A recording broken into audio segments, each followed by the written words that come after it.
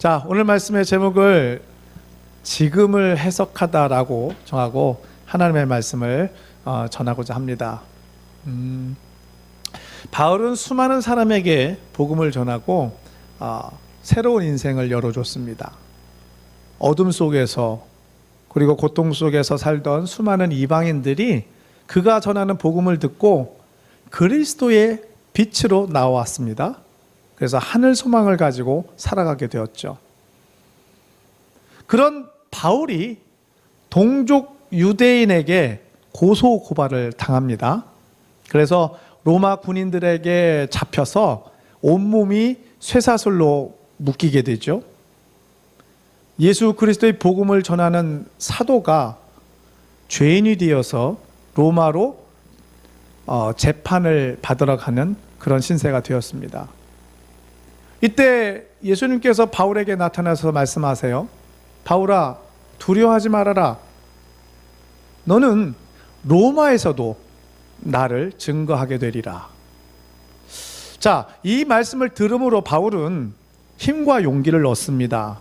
그리고 자기의 모든 미래가 그리스도 안에 있다는 것을 깨닫게 돼요.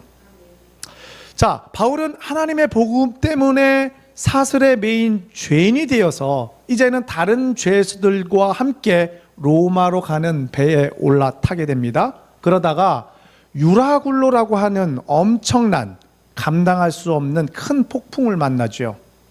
그래서 그 폭풍 때문에 그 배가 파선해서 모두가 살 소망을 잊어버리게 됩니다.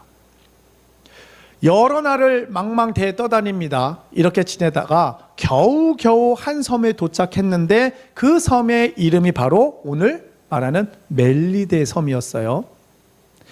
바울은 그의 몸이 지칠 대로 지치고 정말 녹초가 된 그런 상황이었어요. 그러자 또 날도 너무나 추워서 불을 때려고 나뭇가지를 모아오다가 그만 독사에게 바울의 손이 물리고 맙니다. 여기까지 겨우겨우 살아남았는데 뱀이에요. 많은 사람이 이 모습을 쳐다봅니다.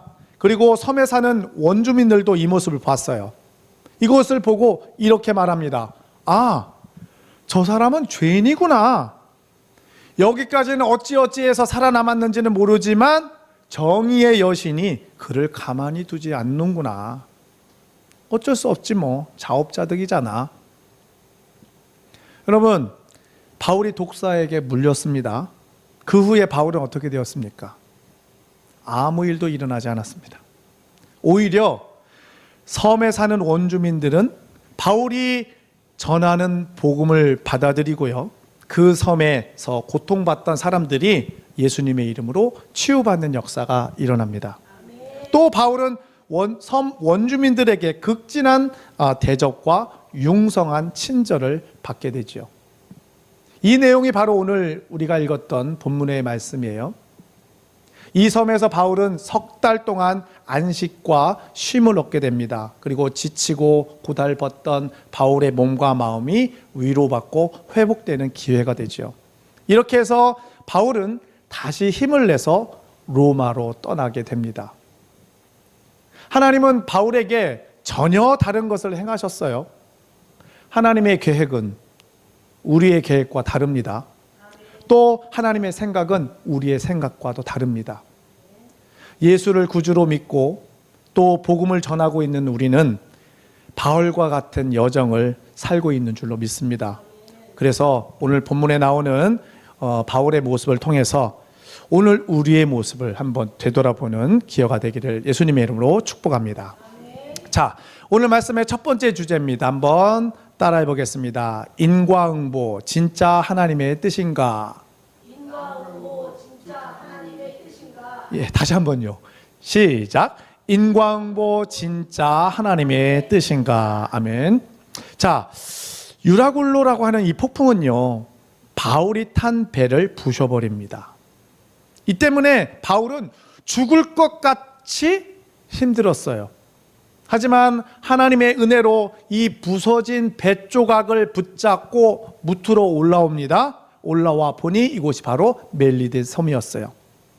비가 온 뒤라 너무나 날씨가 추웠어요. 그래서 바울이 나뭇가지를 모아다가 불을 피웁니다. 그때 독사 한 마리가 툭 튀어나와서 바울의 손을 꽉 뭅니다. 독사가 바울의 손을 물고 대롱대롱 달려있는 거예요. 섬 사람들이 이 모습을 봅니다. 그리고 이렇게 말합니다. 아까 제가 말씀드렸지만 다시 한번 성경을 보겠습니다. 우리 사도행전 28장 4절 한번 화면을 보고 읽어보겠습니다. 시작. 원주민들이 이 짐승이 그 손에 매달려 있음을 보고 서로 말하되 진실로 이 사람은 살인한 자로다. 바다에서는 구조를 받았으나 공의가 그를 살리지 못하게 함이로다 하더니. 여러분, 지금 멜리데 섬 원주민들은요, 바울이 어떤 사람인지, 그가 어떤 삶을 살아왔는지 몰라요. 또 그가 왜 멜리데 섬에 오를 수밖에 없었는지도 모릅니다. 그럼에도 불구하고 독사가 바울의 손을 꼭 꽉 물고 있는 것을, 그 모습 자체만을 보고 저 사람은 살인자다, 죄인이구나 라고 바울의 전 인생을 평가해 버립니다. 그런데 어떻게 합니까? 바울은요, 뱀을 불 속에 떨어버리고 아무렇지 않자 이번에는 또 어떻게 말합니까?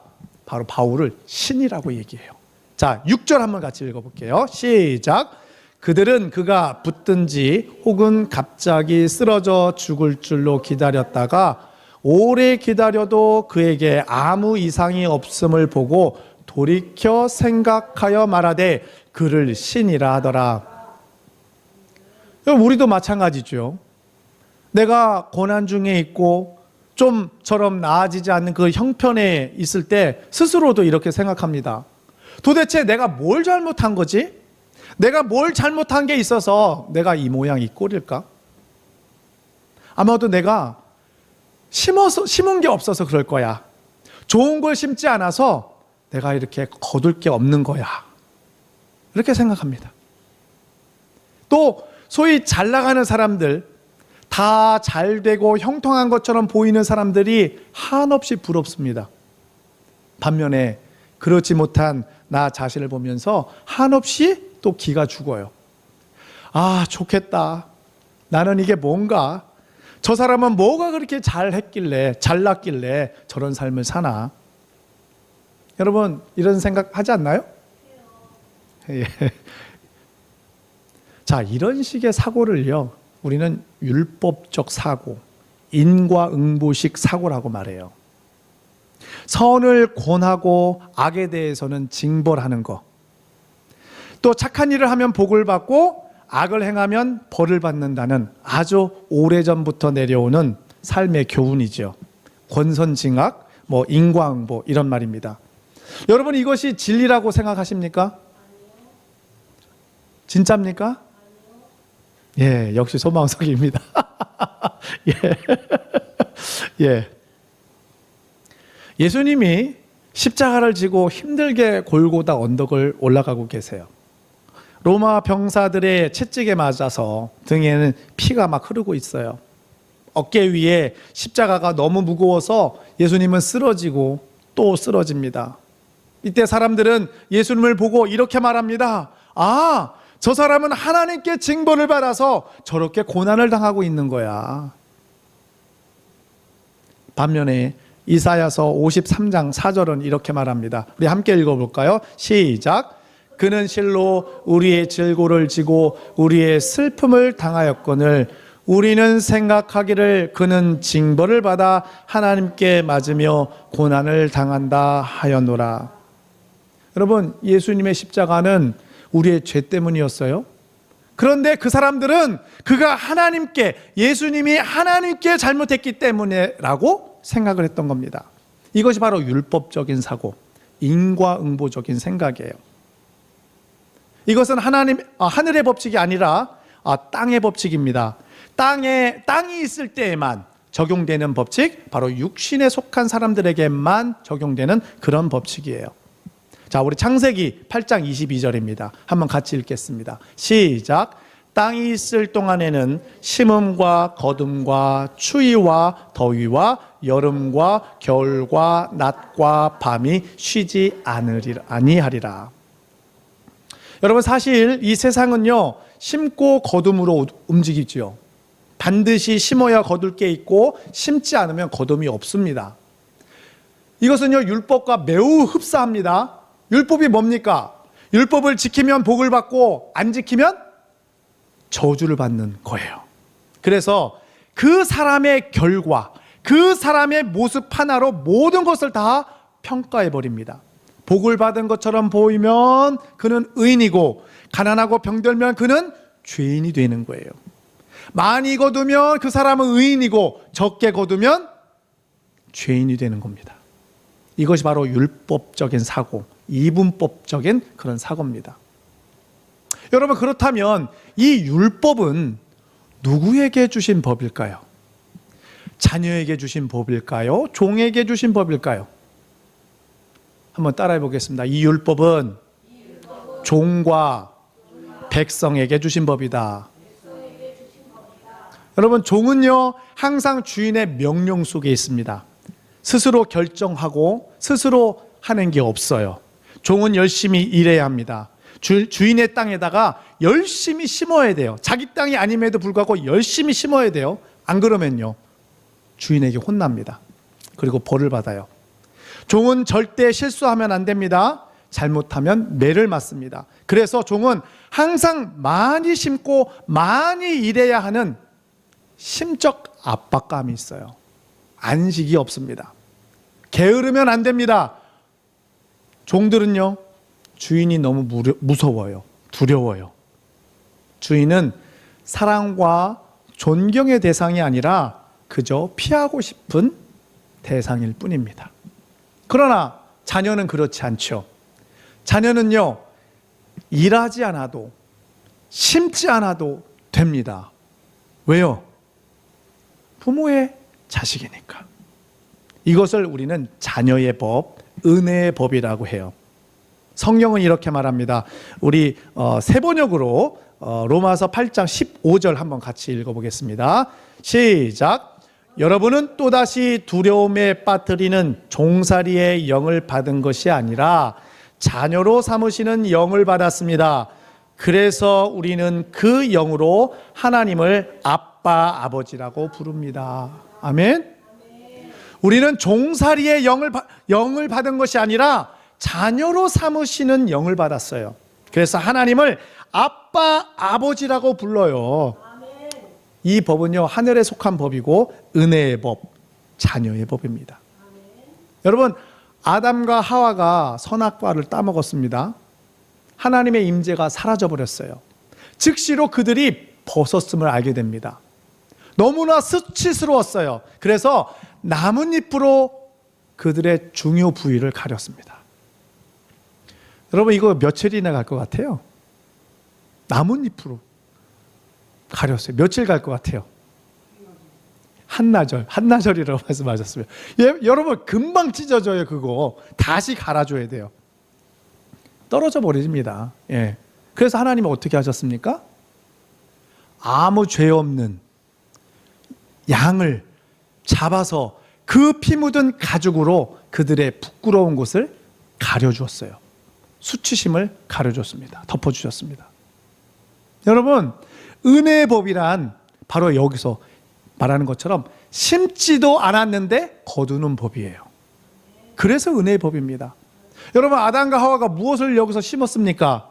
심은 게 아무것도 없어요. 심은 것이 있다면 오직 한 가지, 죄를 심었습니다. 그런데 하나님은 그들의 죄를 통해서, 그들의 실수와 허물을 통해서 하나님의 은혜를 경험하게 하십니다. 하나님의 사랑이 얼마나 큰지 가르쳐 주시고 그들의 수치 부끄러움을 가려주십니다. 그리고 하나님의 성품을 그들에게 가르쳐 주십니다. 이것이 바로 하나님의 자녀들이 누리는 사랑과 긍휼의 법, 은혜의 법, 자녀의 법이에요. 아멘. 하늘에 속한 자들에게 이 법이 적용이 됩니다. 땅의 법이 아니라 하늘의 법이 작동해요. 은혜의 법, 자녀의 법이 적용됩니다. 우리는 땅의 법, 율법에 대해서는 죽은 자들입니다. 율법이라는 남편과 이혼한 사람들이에요. 이제 우리의 새로운 남편은 예수 그리스도와 그가 전하는 복음인 줄로 믿습니다. 우리 갈라디아서 2장 19절 20절까지 한번 같이 읽어보겠습니다. 시작. 내가 율법으로 말미암아 율법에 대하여 죽었나니 이는 하나님에 대하여 살려 함이라. 내가 그리스도와 함께 20절 없나요? 시작. 내가 그리스도와 함께 십자가에 못 박혔나니 그런즉 이제는 내가 사는 것이 아니요 오직 내 안에 그리스도께서 사시는 것이라. 이제 내가 육체 가운데 사는 것은 나를 사랑하사 나를 위하여 자기 자신을 버리신 하나님의 아들을 믿는 믿음 안에서 사는 것이라. 아멘. 우리 고린도후서 5장 17절 같이 읽겠습니다. 시작. 그런즉 누구든지 그리스도 안에 있으면 새로운 피조물이라. 이전 것은 지나갔으니 보라 새 것이 되었도다. 아멘. 한번 따라해 보겠습니다. 나는 율법에 대해서 죽었다. 나는 은혜의 법 아래에 있다. 그리스도 안에 있다. 새로운 피조물이다. 아멘. 인과응보적 사고, 즉 율법을 의지하여 나의 선한 행위를 의지하여 복받기를 원한다면 우리는 소망이 없어요. 왜요? 의인은 하나도 없기 때문에 그렇습니다. 모두가 다 아담의 후손으로 죄인으로 태어났기 때문이에요. 하나님은 은혜의 법으로 나를 대하시길 원하십니다. 인과응보의 법, 율법으로 나를 대하시지 않습니다. 하늘의 법, 사랑의 법, 긍휼의 법으로 나를 대하세요. 여러분 그렇다고 오해하지 마십시오. 우리는 심고 거둠이 필요 없다는 얘기가 아니라 우리의 육체를 위해서 심는 자가 아니라 우리는 성령을 위하여 심는, 그래서 영생을 거두는 그런 자라는 뜻이에요. 여러분 이러한 믿음으로 충만하시기를 예수님의 이름으로 축복합니다. 아멘. 자, 오늘 말씀의 두 번째 주제입니다. 한번 따라해 보겠습니다. 사람들의 시선 어떻게 대처할까? 여러분 아까 제가 말씀드렸듯이요, 멜리데 섬 사람들이 바울은 이제 곧 죽을 거라고 생각했어요. 바울이 붙는다든지 아니면 갑자기 지나가다가 쓰러져 죽을 줄로 알았어요. 그런데 오래도록 기다려도 그에게 아무 이상이 없었습니다. 그래서 이상하게 생각했어요. 여기서 보는 것처럼요, 인과응보의 법, 즉 율법은 그 속에 사랑과 긍휼이 없어요. 여기 바울을 보고 있는 원주민들처럼 고통받고 있는 사람에게 은혜를 베풀지 않습니다. 그저 그의 고통이 당연하다고만 생각해요. 보세요. 지금 원주민들이 바울을 향해서 어떤 행동을 했습니까? 뭐 뱀독을 해독하는 어떤 약을 주거나 상처에 약을 발라주지도 않습니다. 그저 저 사람이 죄인이니까 이제 곧 죽겠거니 하고 있습니다. 살인죄를 지은 죄인으로만 바울을 바라보고 있어요. 여러분, 바울도 이런 원주민의 생각을 알고 있었을까요? 알았다면 굉장히 마음 아파했을 겁니다. 바울이 곧 죽기를 기다리는 구경꾼처럼 지금 서 있는 거예요. 그렇죠? 이를 알고 있는 바울은 그들의 시선이 얼마나 부담스러웠을까요? 죽기를 막 기다리고 있는 것처럼 이렇게 쳐다보고 있으니까. 예수님이 십자가에 달려 고통당하실 때 곁에 있던 사람들도 그랬습니다. 저가 남은 구원하실 때 자기는 구원하지 못하는구나. 십자가에서 내려와 봐라. 그러면 우리가 믿겠다 하면서 쳐다보고 있는 거예요. 내가 하나님의 아들이거든. 너 자신을 구원해 봐라.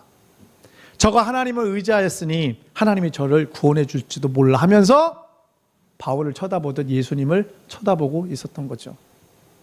이때 예수님의 마음은 얼마나 아팠을까요? 얼마나 고통스럽고 수치스러웠을까요? 참으로 비참했을 겁니다.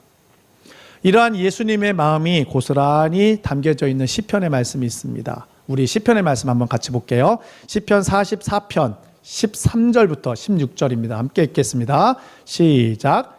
주께서 우리로 하여금 이웃에게 욕을 당하게 하시니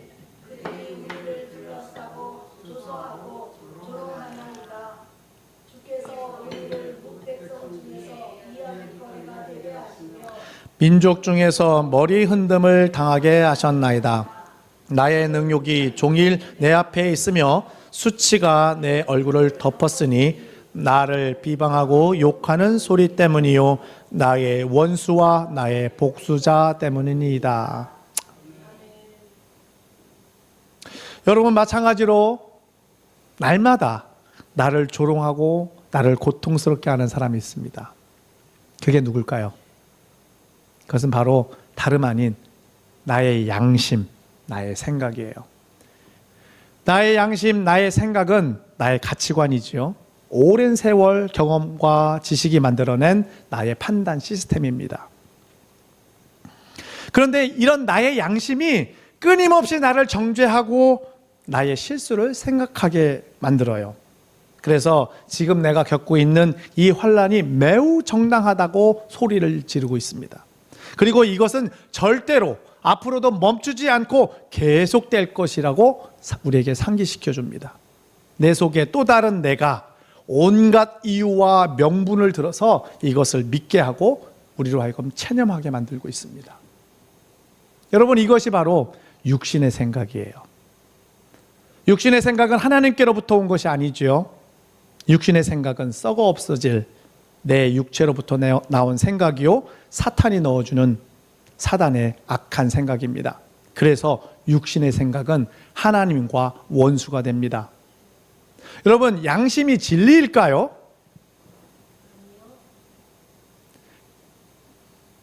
예, 진리 아닙니다. 진리는 변하지 않는 것이 진리예요. 그래서 양심은 진리가 아닌 거예요. 여러분, 양심은 사람마다 달라요. 그렇죠? 시대와 지역마다 다릅니다. 그래서 소위 우리가 말하는 양심적인 사람은 하나님이 인정하시는 의인이 아닙니다. 하나님이 인정하시는 의인은 양심적인 사람이 아니라 바로 하나님 수준의 의로움이 있는 사람, 바로 그 사람이 하나님의 의인이에요. 그렇다면 하나님 수준의 의로움이란 무엇입니까? 바로 예수 그리스도예요. 아멘. 예수 그리스도만이 오직 하나님이 인정하시는 최고의 선이자 최고의 의의입니다. 아멘. 왜 그렇습니까?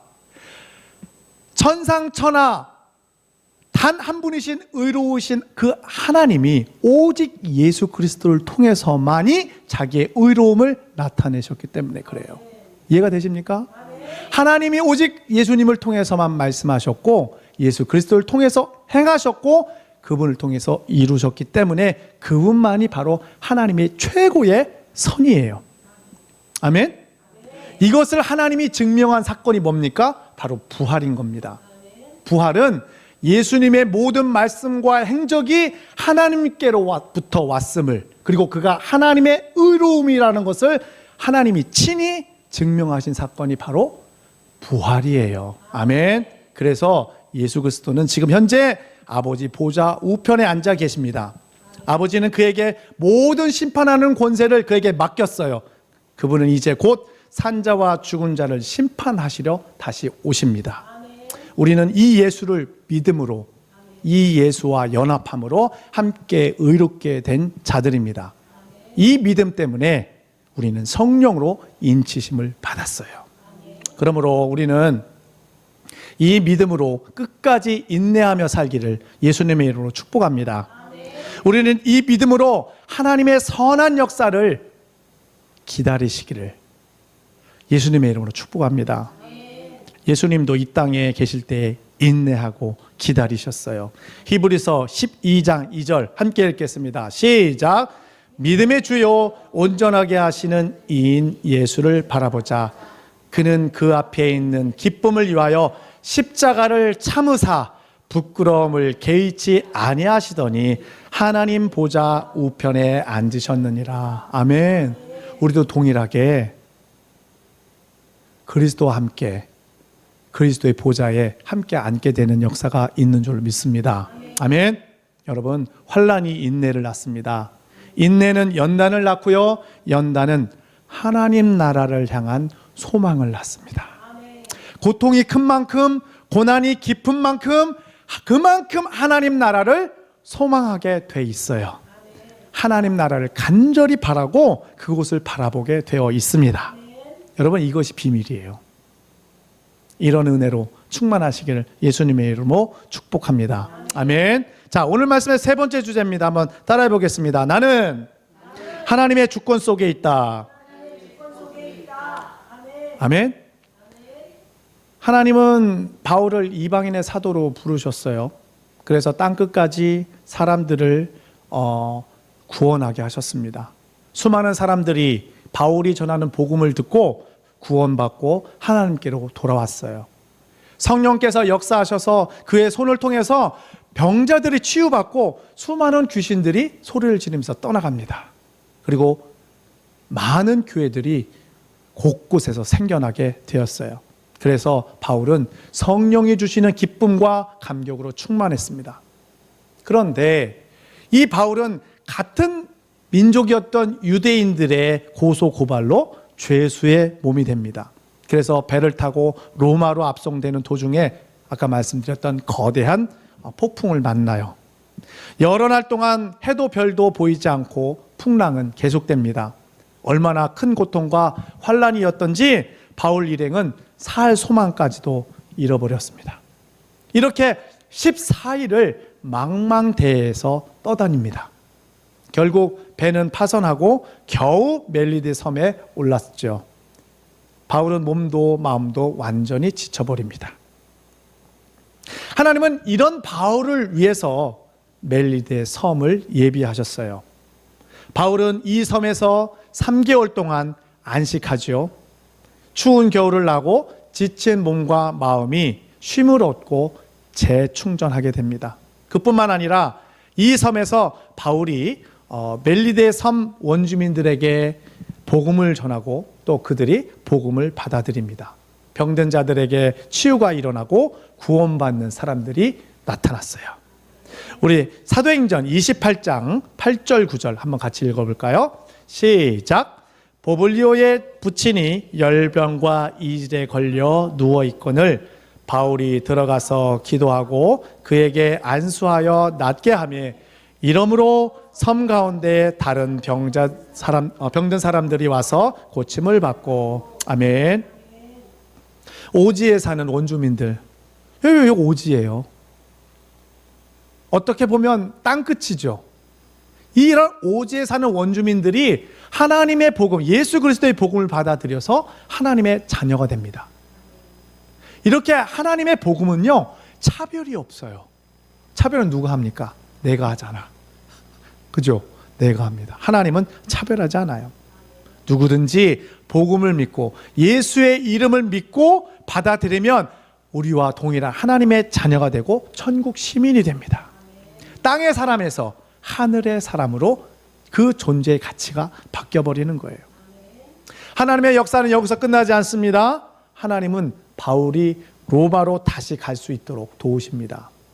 누구든지 복음을 믿고 복음을 위해서 구원받을 수 있도록, 그가 계속 걸어갈 수 있도록 필요한 모든 것들을 풍성하게 채워주는 역사가 그 섬에서 일어나게 됩니다. 자, 10절 11절 우리 같이 읽어보겠습니다. 시작. 후한 예로 우리를 대접하고 떠날 때에 우리 쓸 것을 배에 실었더라. 석 달 후에 우리가 그 섬에서 겨울을 난 알렉산드리아 배를 타고 떠나니 그 배의 머리 장식은 디오스구로라. 아멘. 여러분, 독사가 바울의 손목을 물었었어요. 하지만 바울에게는 아무것도 아니었습니다. 뱀의 독보다 더 큰 하나님의 능력이 바울과 함께 했던 겁니다. 왜 그렇습니까? 바울에게 하나님이 주신 사명이 있고 여전히 그에게 하나님께서 이루고자 하시는 계획이 있었기 때문에 그래요. 그는 하나님의 계획과 주권 속에 있었기 때문입니다. 아멘? 한번 따라해 보겠습니다. 바울은 하나님의 주권 속에 있었다. 나도 하나님의 주권 속에 있다. 아멘? 하나님은 우리 각자에게 사명과 약속을 주셨어요. 우리를 향한 하나님의 계획이 있어요. 이 사람은요, 결코 망하지 않습니다. 결코 쓰러지지 않습니다. 하나님의 계획이, 하나님의 주권이 우리를 이끌어 가십니다. 여러분, 독사가 여러분의 손을 물고 있습니까? 그렇지 않다면 좋겠지만, 그렇다면 아무렇지도 않게 바울처럼 떨어내 버리시길 예수님의 이름으로 축복합니다. 그렇지 않고 놀래면서 야, 이제 나 죽었다, 그러지 않기를 예수님의 이름으로 축복합니다. 하나님이 이 땅을 살아가는 우리를 지켜주십니다. 그러한 권세를 우리에게 주셨어요. 우리를 보호해 주십니다. 마가복음 16장 17절에서 18절, 믿는 자들에게는 이런 표적이 따르리니 곧 그들이 내 이름으로 귀신을 쫓아내며 새 방언을 말하며 제 뱀을 집어 올며 무슨 독을 마실지라도 해를 받지 아니하며 병든 사람에게 손을 얹은즉 나으리라 하시더라. 요한복음 16장 33절, 이것을 너희에게 이르는 것은 너희로 내 안에서 평안을 누리게 하려 함이라. 세상에서는 너희가 환난을 당하나 담대하라. 내가 세상을 이기어노라. 하나님은 바울을 보호하셨어요. 그래서 바울은 아무 해도 입지 않았습니다. 사도행전 28장 5절, 바울이 그 짐승을 불에 떨어버림에 조금도 상함이 없더라. 아멘. 여러분, 우리도 마찬가지입니다. 하나님이 우리를 지켜주십니다. 현재의 우리의 고난은 장차 우리에게 나타날 영광과 좋게 비교할 수 없습니다. 그러므로 이 믿음을 가지고 나의 이웃을 사랑하고 그들을 위해서 축복하시기를 예수님의 이름으로 축복합니다. 이런 은혜가 충만하시기를 예수님의 이름으로 축복합니다. 우리의 인생은 고난만 있지 않고 또 즐거움만 있지 않아요. 하나님은 이 두 가지를 우리에게 다 주셨습니다. 그래서 우리로 겸손하게 하나님만 의지하게 하셨습니다. 우리 전도서 7장 14절 함께 읽겠습니다. 시작. 형통한 날에는 기뻐하고 곤고한 날에는 되돌아보아라. 이 두 가지를 하나님이 병양하게 하사 사람이 그의 장래일을 능히 헤아려 알지 못하게 하셨느니라. 아멘. 우리는 범사에 감사해야 할 줄로 믿습니다. 형통한 날에도 감사하고 곤고한 날에도 감사해야 할 줄 믿습니다. 이것이 바로 하나님이 우리에게 주시는 뜻이에요. 왜 그렇습니까? 이 모든 것이 합쳐져서 하나님의 큰 구원이 이루어지기 때문입니다. 그러나 너무 넉넉한 사람들, 모든 것이 잘 되는 사람들은요, 죄송하지만 그들은 하늘 소망이 부족해요. 믿음이 잘 자라지 않습니다. 왜냐하면 하나님을 바라볼 이유가 별로 없기 때문에 그렇습니다. 그래서 예수님도 이 말씀을 하셨어요. 마태복음 19장 24절, 다시 너에게 말하노니 낙타가 바늘기로 들어가는 것이 부자가 하나님 나라에 들어가는 것보다 쉬우니라 하시니. 여러분, 부자도 죽고 가난한 사람도 죽습니다. 이 땅의 영화와 부귀도 다 금방 지나갑니다. 기억하시길 바랍니다. 이 땅의 고난은 짧고 하나님의 보상은 영원합니다. 이러한 믿음으로 인내하며 승리하시기를 예수님의 이름으로 축복합니다. 자, 말씀을 마무리합니다. 바울을 태운 배가 유라굴로라고 하는 폭풍을 만났어요.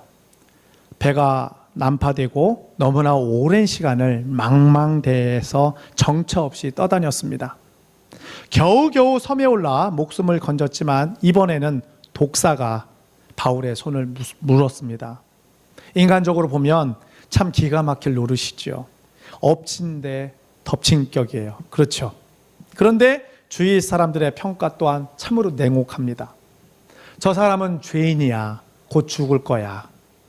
힘들어하는 이 바울을 위로하기는커녕 비아냥거리고 말 한마디로 사람을 죽을 죄인으로 재단해 버립니다.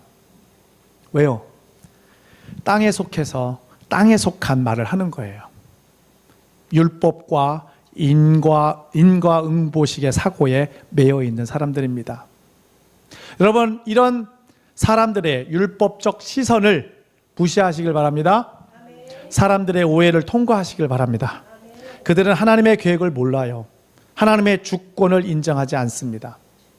우리는 하나님의 계획 속에 있고 우리는 분명히 하나님의 주권 속에 있는 사람들이에요. 이 믿음을 여러분 입으로 고백하고 날마다 선포하시기를 예수님의 이름으로 축복합니다. 반드시 승리할 줄로 믿습니다. 우리는 육체의 것을 위에 심어 썩을 것을 거두는 그런 사람들이 아닙니다. 우리는 성령을 위하여 심고 영생을 거두는 사람들이에요. 그래서 이미 심지 않았는데도, 내가 심지 않았는데도 많은 것을 거두고 있어요. 여러분 그렇지 않습니까? 여러분 살면서 내가 심지 않았는데도 거두는 수많은 경험들을 여러분 했잖아요.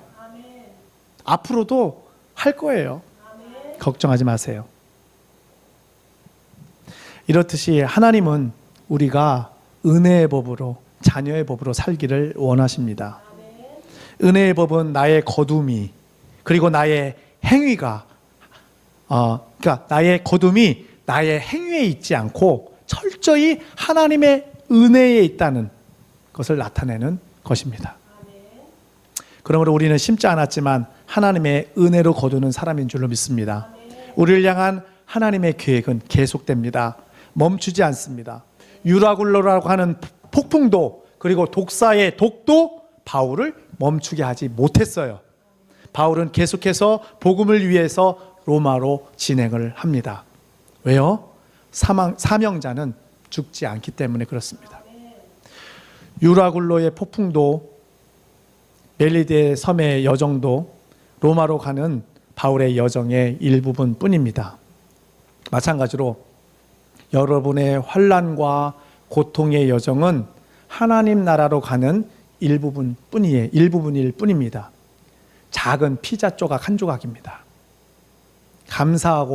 감사하며 지나가시기를 예수님의 이름으로 축복합니다. 하나님의 계획과 이끄심을 믿고 마침내 승리의 삶을 살 줄로 믿습니다. 아멘. 자, 기도하겠습니다.